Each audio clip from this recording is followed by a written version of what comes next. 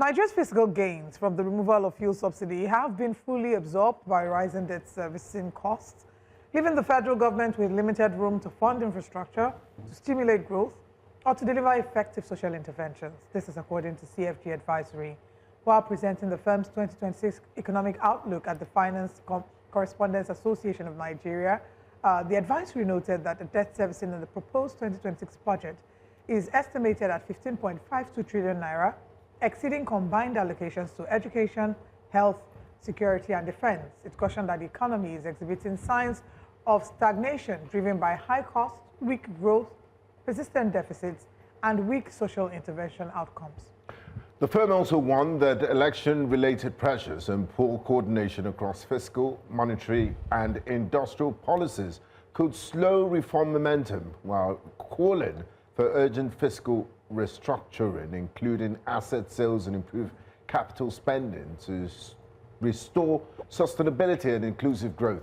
Join us this morning to break down these issues is economist and principal partner at Woodridge & Scott Consulting, Mr. Segun Sokoto. A warm welcome to you, Mr. Segun Sokoto, and thanks for joining us on Breakfast Central. It's my pleasure. Now, how worrying is this? And our borrowing reached an unsustainable level that will be spending a huge chunk of subsidy savings on servicing debt. I mean, our borrowings have been at an unsustainable level for many years. For some reason, you know, I mean, we have to cast our minds back to the time of President Olusegun Obasanjo and the celebrations at Nigeria exiting the Paris Club, debt, and all of that. That was 20 years ago, thereabouts. And here we are from less than $1 billion in external debt 20 years ago to over $70 billion today. It's tragic. And you have to wonder how we got here. What's the obsession with borrowing that Nigerian governments have? Why do Nigerian governments find it difficult to think outside the box and fund public, finance from other sources? We have been saying these things for years. I mean, Ethiopia, sorry to butt it, Ethiopia's Grand Ethiopian Renaissance Dam was funded locally.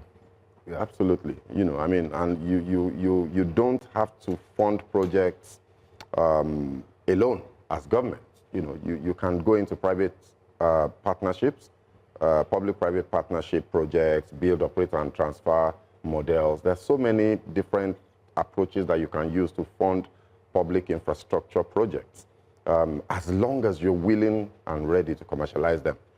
So for me, the problem is that the thinking is wrong in terms of the approach to the public finance question in Nigeria. Our public officials are simply not putting in enough intellectual rigor, to planning public finance. And it's just like, look, every single problem that you have, just go and borrow. Easy way out. It's always the easy way out. And this cuts across all facets of our public life. It's always the easy way out. So that is where we need to go back to. How do we go about financing public projects without having to borrow? As long as we keep borrowing, or as long as we keep hinging budgets on debt, then we're going to be in this situation where things are really, it's unsustainable. And unfortunately, I don't know if I should say fortunately or unfortunately, we're counting down to election year. 2027 is official election year, even though really it feels like this is the actual election year because this is where the boots will be on the ground. Absolutely. What challenges does that pose for our fiscal discipline and for where we are in terms of our finances? I mean, so as we all know, every election, the truth of the matter is that as a country, we never really get more than 2 years of governance, in every 4-year cycle.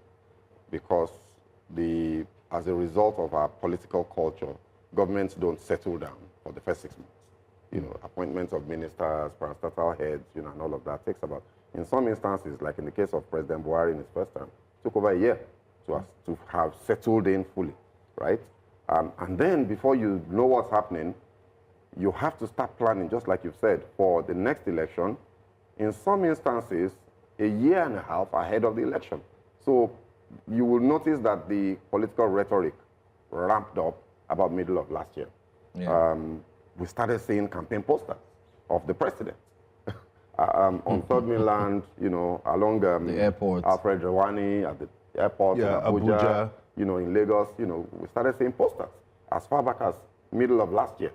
You know, and the election is still next year. So all of that takes attention away from policy formulation, focus on the activities that need attention of the leader of the country. You know, as we speak now, look, we can have all the conversations we want to have about the economy, you know, and debt and all of that, but if you do not fix the security problem, you know, foreign investment will not come. And when we talk about alternative funding for public projects, one of the most important elements in that equation is foreign investment, foreign direct investment, you know, in the billions of dollars, so that you don't necessarily have to go and borrow to fund this project. Well, so, there's a Nigerian pavilion in Davos that's Yeah, been sure. open Nigerian House. So sure. I mean, they we always they go wouldn't for come back empty. We always go for these road shows, and we always come back with promises. Oh, you call it a roadshow? No, they're road shows. I mean, they're you know, talk shops, road shows, and we always come back with promises of billions of dollars in investment. If you calculate the volume of promised investments that we have received since President Tinubu has come, you know, into, and ironically, they even list it as achievements. Yeah. We're talking, yes, MOUs and all of that signed. You know, we're talking billions, multiple billions of US dollars, you know, promises, but almost none of that has come in. I mean, we have the one from the UAE. We have the recent one that was signed, which is also bringing the event to Lagos. Just recently signed in February. Yeah. We had there was the Schneider one. There We was the still Schneider haven't one. seen anything There was the one come out from, of that. yeah, Maersk. There's a new one again from the Lagos Calabar road. And Patience is a investment. virtue. One day there's we'll another see one. all of See the them. money.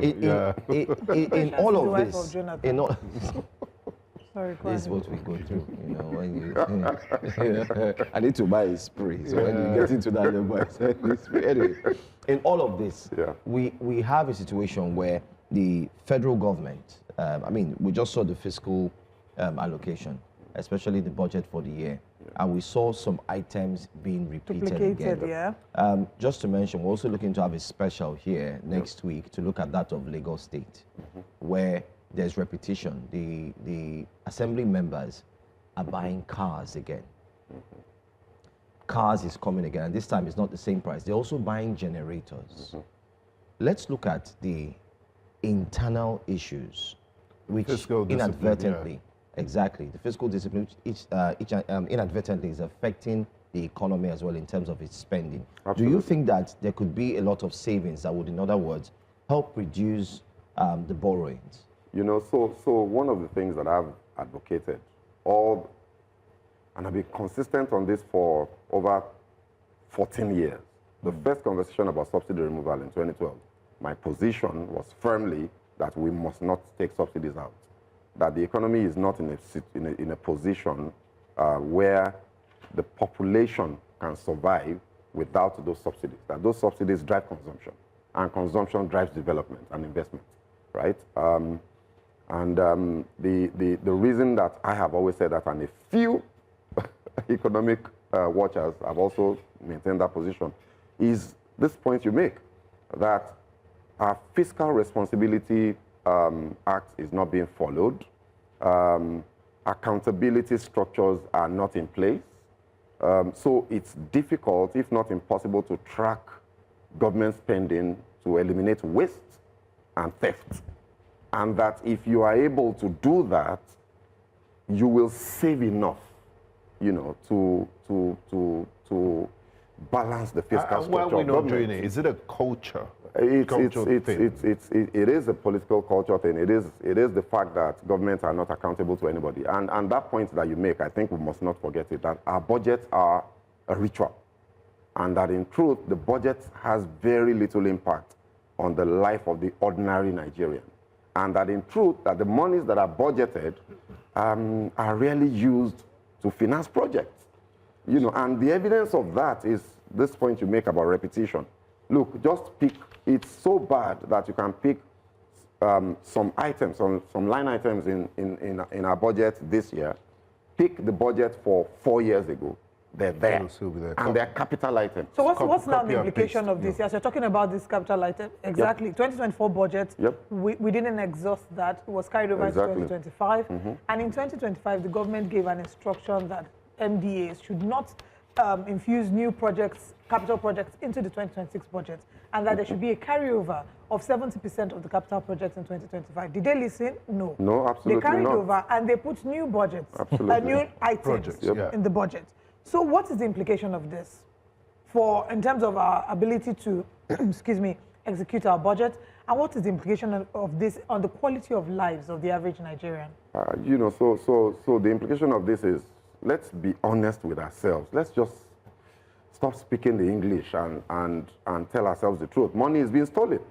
I mean, this is just the reality, and we all know it. But, you know, when we come to public platforms, you know, and we speak on social media, you know, and all of that, we speak big grammar, especially, and I'm speaking to public commentators like me, you know, who are educated enough about how economics work, you know, that are refusing to admit the truth, that so much money is being stolen, so much revenue is not being accounted for, that every reform plan, you know, is wasted because it will not achieve the impact that is expected to achieve.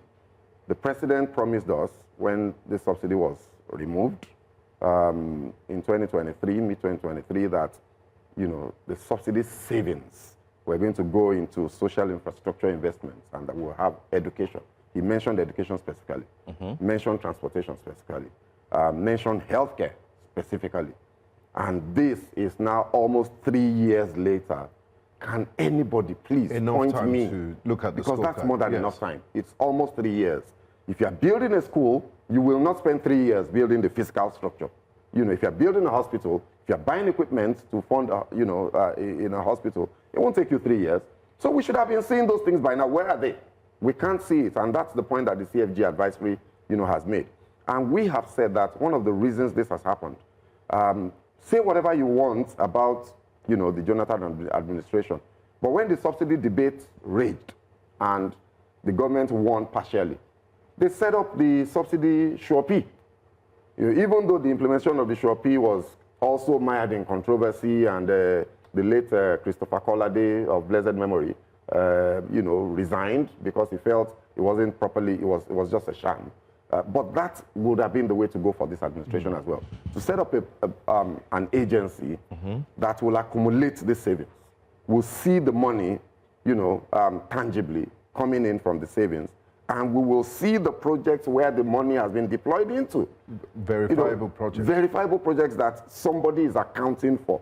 Unfortunately, the president and, you know, his government has now adopted this idea that they are pointing us to the governors and saying, oh, the subsidy savings have been, you know, the governors are receiving far more revenues as a result of savings. Go and meet them and ask for the money. No, they were not the ones that removed the subsidy. You were the one, and you promised us what was going to be done with it. You can't be pointing us in another direction now. Now, from our discussion so far this morning and from the present-day economic realities, I believe we've reached a point where, in case of fire, break glass, a point of hard reset, because it's not sustainable. You're not going to have shared prosperity when you're spending a huge chunk of your revenue on servicing budgets, and it doesn't seem that culture is going to change anytime soon. Absolutely. I mean, this is the second or third year of this administration. They've borrowed at an unprecedented level. What steps can they do,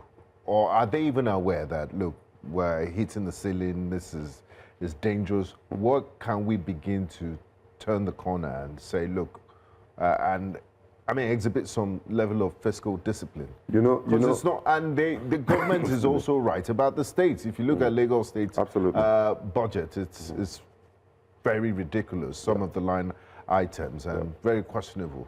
And it applies to many states in the Federation. So where do we begin to change things? Well, before you can solve a problem, you've got to admit that it exists. Unfortunately, the government may not agree with you and I, you know, about the unsustainability of the debt service obligations as a percentage of our public spending because and GDP. Yes, yeah. because they are patting themselves on the back and saying it used to be 111% under President Mohamed Buhari. That it is now, in fact, I saw a number yesterday that it is now 30%. Debt service obligation to revenue ratio, 30%, which is obviously not true, and that's another problem. We don't know what the truth is anymore. You know, so but from objective estimations, we're probably somewhere around 70% now of the percentage of revenues we're using to pay debt service obligations. 70%, right?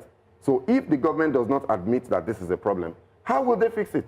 So it is a problem, and to answer your question, I think the solution will be to start paying down these loans. We need to stop borrowing. We need to stop increasing our debt exposure. We need to start budgeting responsibly. This deficit financing idea has to stop. Why do we think that it is? I mean, look, the budget is a policy statement, not a political tool.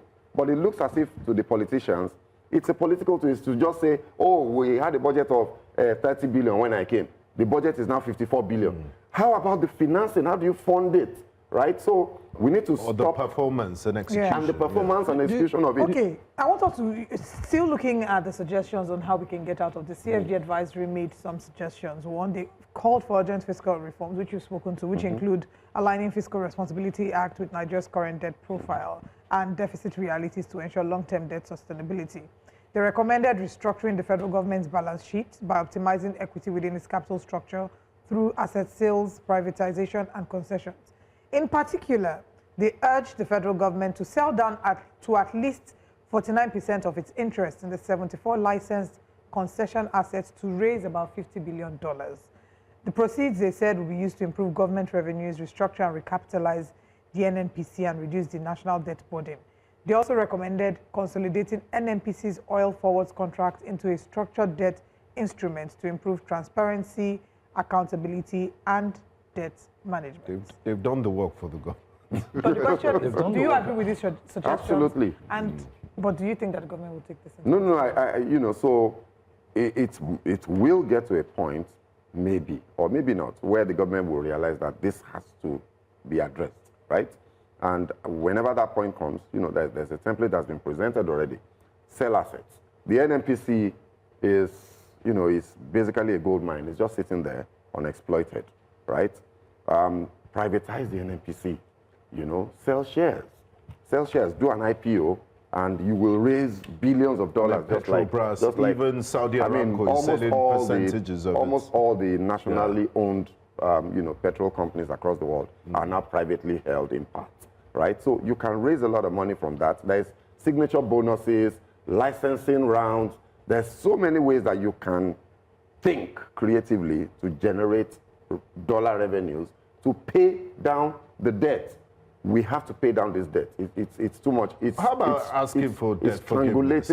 Nobody is going to forgive your debt now. They forgive. That was Obasanjo's time. That was his time. That was 26 years, 20 something years ago. And look it's where not going we to are happen now. anymore. No, they need to take they need to take some of the professional guys in Lagos that say, okay, anything for us to go and beg for debt one of the forgiveness. questions I always one of the questions I always want to ask is there any negativity with rebasing the economy that was done?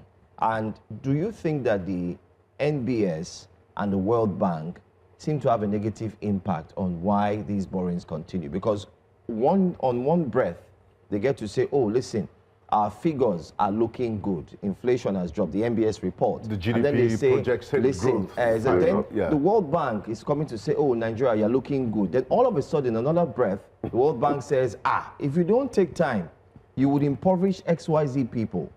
Are these, metrics in any way affecting the way in which governance is being perceived, especially when it comes to borrowing? Unfortunately, standard governance style all over the world is to use data to drive policy formulation. So you look at the GDP numbers, you look at the inflation numbers, you look at interest rate, poverty prevalence, and all of that, and you craft policy, ideas that would change those numbers positively.